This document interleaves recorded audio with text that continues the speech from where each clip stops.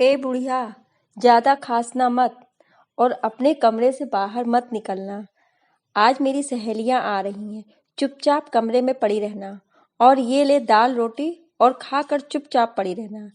बहू मेघा ने अपनी सास कविता के आगे खाने की थाली पटकते हुए कहा। तो कविता धीरे से बोली, ठीक है बहू। खाना देकर बहू वहां से चली गई।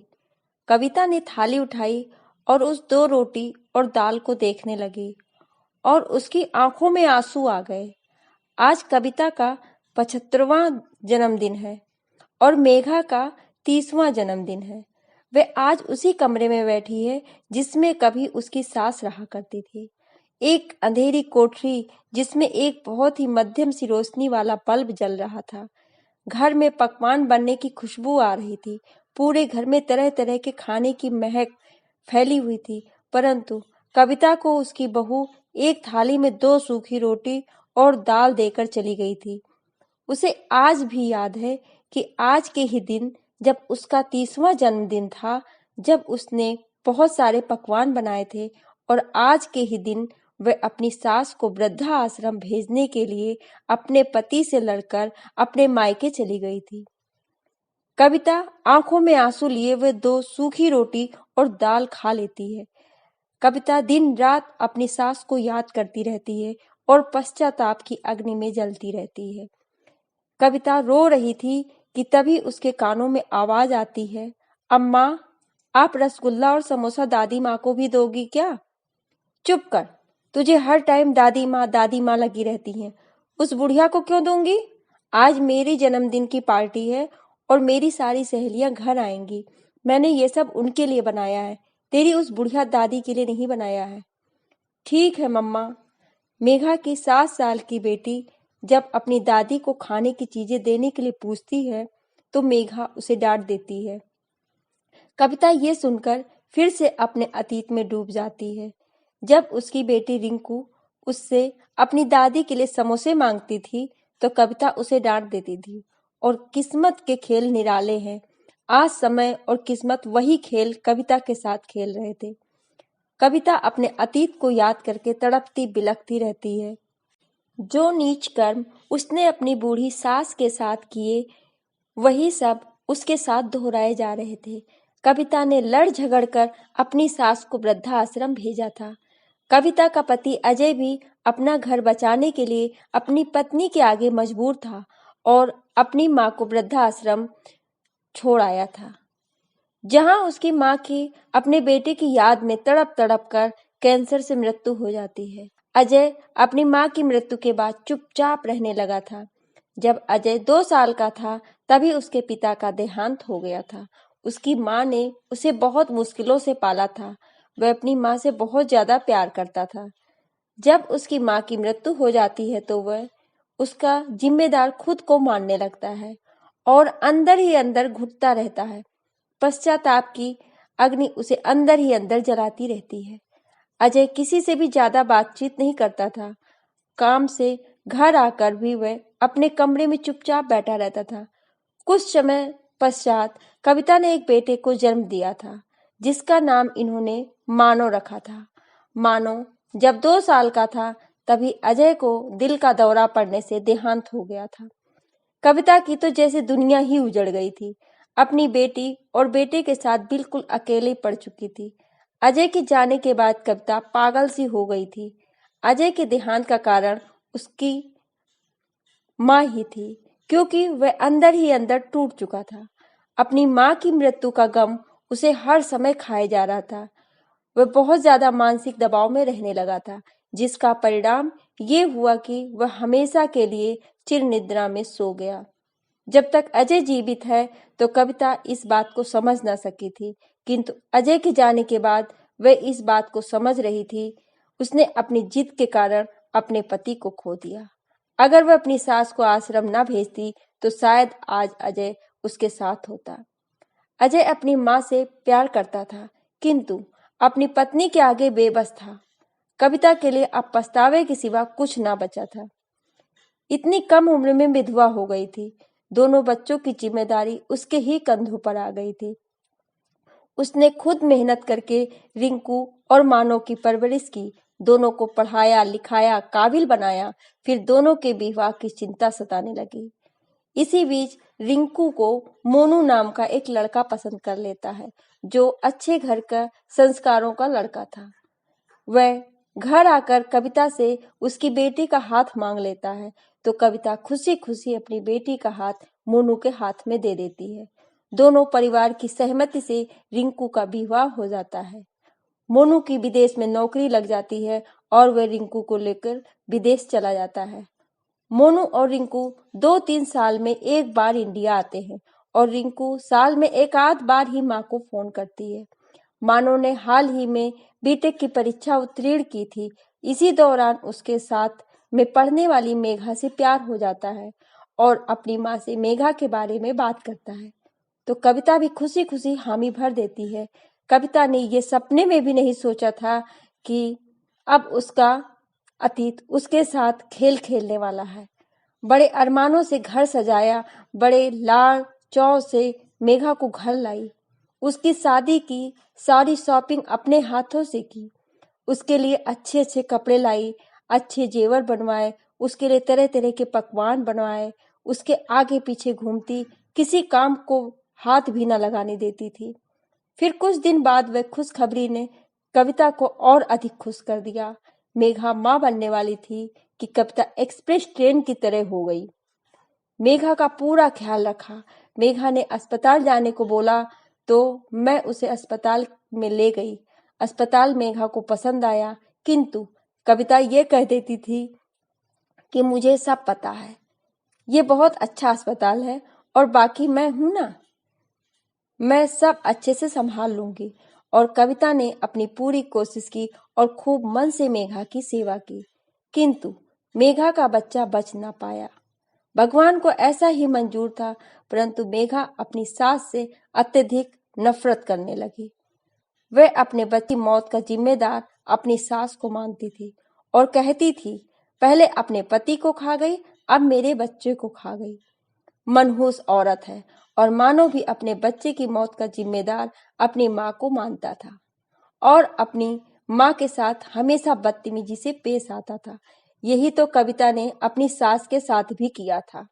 जब उसके बड़े बेटे का देहांत हो गया था तो वह भी अपने बेटे की मौत के लिए अपनी सास को ही कसूरवार मानती थी, जबकि उसकी सास का उसमें कोई कसूर नहीं था। आज मेघा के बेटे के गुजर जाने में उसका कोई कसूर नहीं था, लेकिन उसकी बहू उसे कसूरवार ठहरा रही थी। कविता की आंखों में निरंतर ही आंसू बहते रहते थे। वह कहे भी तो किससे कहे?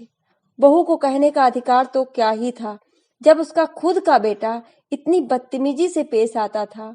कविता अपनी आंखों में आंसू का सागर लिए, अपने हृदय में सैकड़ों जख्म लिए काम में लगी रहती थी।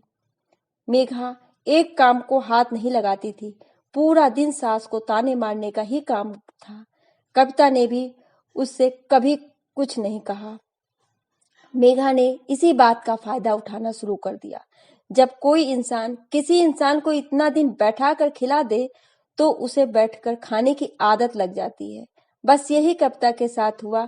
उसने अपने बहू को इतने दिन काम नहीं करने दिया तो मेघा जरा भी काम को हाथ नहीं लगाती थी और ऊपर से उसका बच्चा भी नहीं बचा, तो मेरा इस बात का भी फायदा उठाने लगी थी।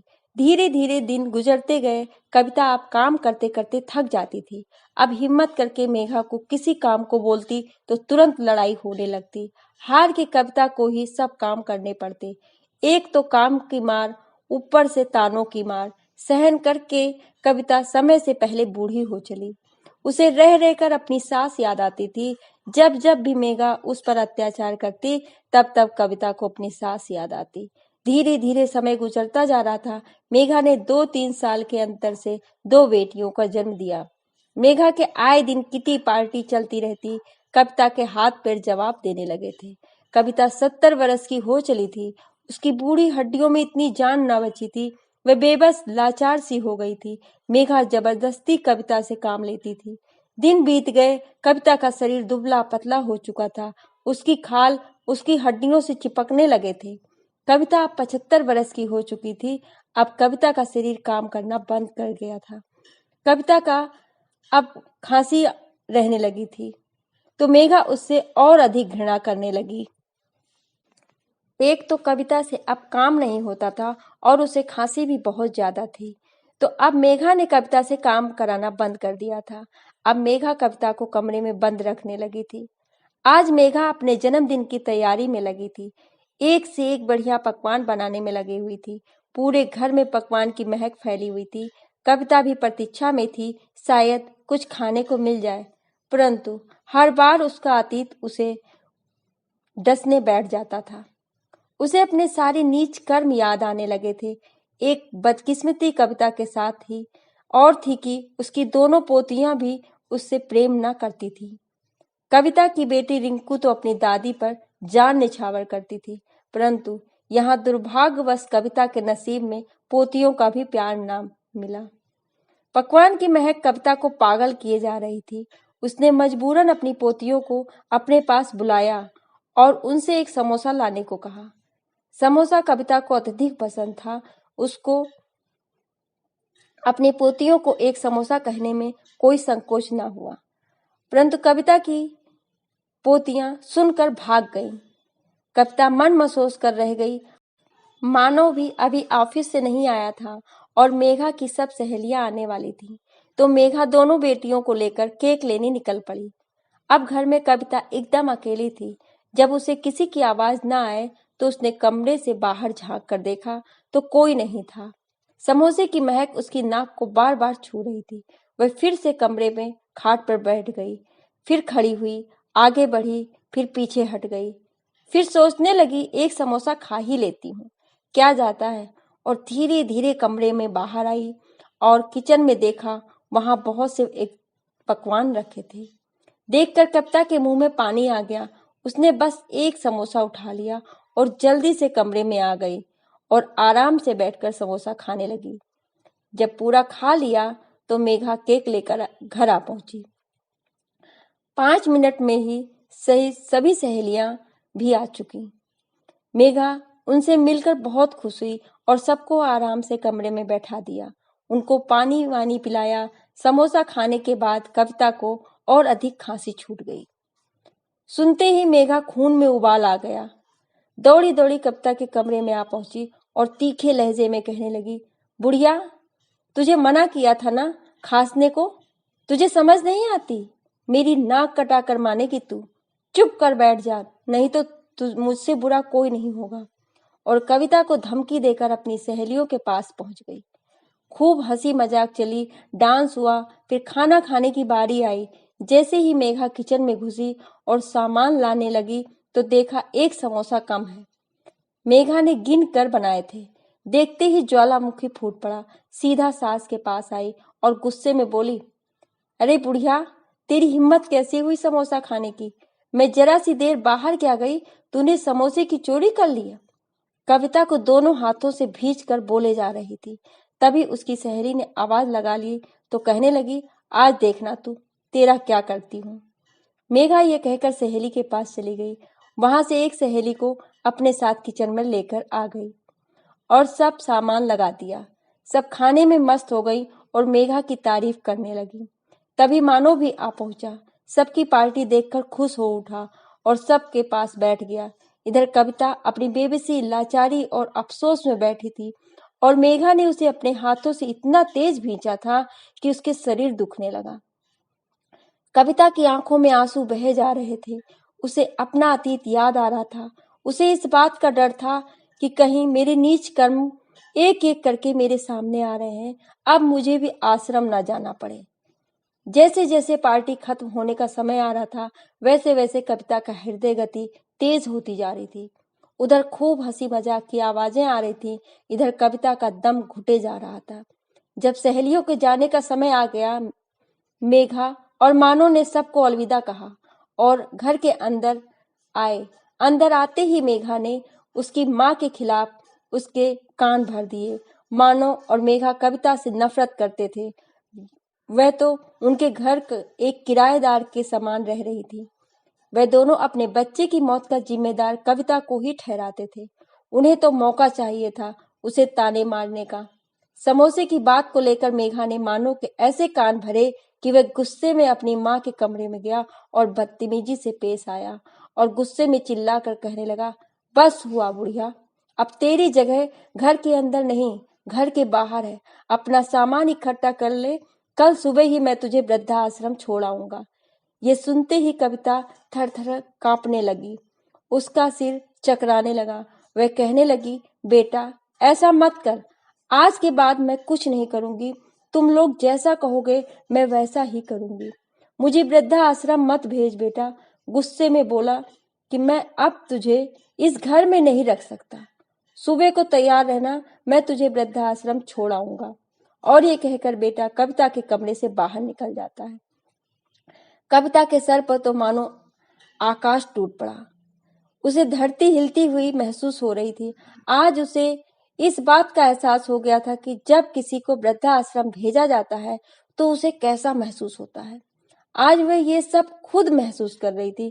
आज उसे अपनी सास की पीड़ा बहुत अच्छी तरह महसूस हो रही थी। वह मन ही मन अपनी सास से माफी मांग रही थी, लेकिन अब पछताने का कोई फायदा नहीं था। सुबह होते ही मानो कविता को वृद्धाश्रम छोड़ आता है। कविता कदमों से वृद्धाश्रम में जाती है, या वही वृद्धाश्रम जहां उसने सास को भेजा था। कविता अंदर जाते हुए तिल तिल कर मर रही थी। उसके सारे नीच कर्म एक एक करके सब उसके सामने आकर खड़े हो गए थे। मानो से वृद्धाश्रम छोड़कर चला आता है। 3 हफ्तों में बदल जाते हैं और हफ्ते महीनों में बदल जाते हैं और महीने साल में बदल जाते हैं, लेकिन मानो पलटकर एक बार भी अपनी माँ से मिलने नहीं आया था। पश्चाताप की अग्नि ने कविता को अंदर ही अंदर जला डाला था। उसकी खांसी और भी ज्यादा बढ़ गई थी। अब खांसी से खून भी आने लगा था। वह हर रोज अपने बेटे के आने का इंतजार करती थी।